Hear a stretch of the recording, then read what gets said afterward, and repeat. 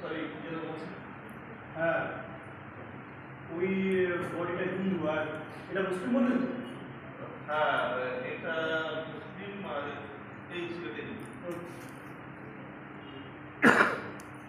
Sorry inspector, অনেকটা সময় তোমার নষ্ট করে দিলাম। স্যার এটা also part of it. Please this thank you. ভালো করে মাঠ করো, দেখা ভালো করে মাঠ করো, ওদের বিশ্বাস নেই আমার উঠে দেবে। না না স্যার আমি নাম ট্যাগ সব কিছু মিলিয়েই মাঠ করে দিয়েছি। আরে কাণ্ড দেখছো, কদিন দেখবো লাশ বেছে দিয়েছে।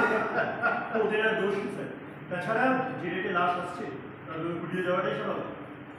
বুঝছো তোমরা, আমরা চা খাবেন? চা খাবার এখানে স্যার, কিন্তু আপনার এই ঘরে গেলাম কেন এখানে নয় কেন? It's my second home, one of the finest places in the heart. তা হোক স্যার, কিন্তু আমার কাছে ফাইন না। আপনারা যে কিভাবে ঘন্টা পর ঘন্টা এখানে ঘুরে থাকেন? পুলিশের লোক হয়ে লাশের থেকে দূরে। এই দেখা ওই চায়ের অবস্থা ঠিক আছে স্যার? তাই ইনফেকশনের ভয় না গন্ধ সহ্য হয় না। না না স্যার, সেসব কিছু না। সত্যি কথা বলতে কি, এখানে বসে কিছু খেলে সেটা সবসঙ্গে ধরা নিয়ে নামতে চাই। স্যার কিন্তু এখানে বসে বিরিয়ানি পর্যন্ত খেলে। কি কি করে পারেন স্যার?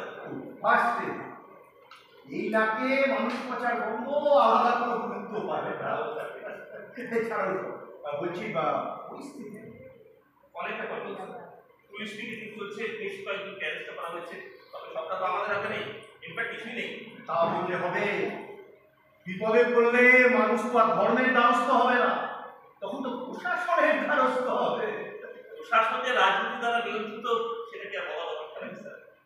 ভোটের রাজনীতি করতে করতে দেশটা শেষ। আসলে যার জন্য লড়াইটা মানুষ গেছে স্যার, সবচেয়ে মনের ব্যাপার। মনের ব্যাপার আর রইল কোথায়? এটা তো ন্যাশনাল ইস্যু। হ্যাঁ, কিন্তু এই ইস্যুকে কেন্দ্র করে এখন হিংসা দেখছেন, এটা কিন্তু স্যার অর্গানাইজ গভর্নমেন্ট কাজ।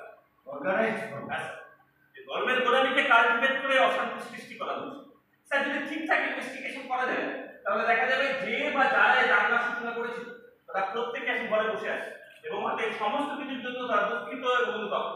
Right has not ended up. কারণ এখন যারা দাঙ্গাটাকে জিয়ে রেখেছে তাদের প্র্যাকটিক্যালি কোনো ধর্মই নেই। তারা স্টেপ বাই স্টেপ ওই রাজনৈতিক ফায়দা তুলছে। এক ধর্মের সাথে অপর ধর্মের কোনো দ্বন্দ্ব নেই, কিন্তু আমাদের দুর্ভাগ্য যে ধান্দাবাজদের হাতে ধর্মটা পড়ে গেছে। ধর্মের ব্যাপারে তোমার কনসেপ্ট খুব ক্লিয়ার।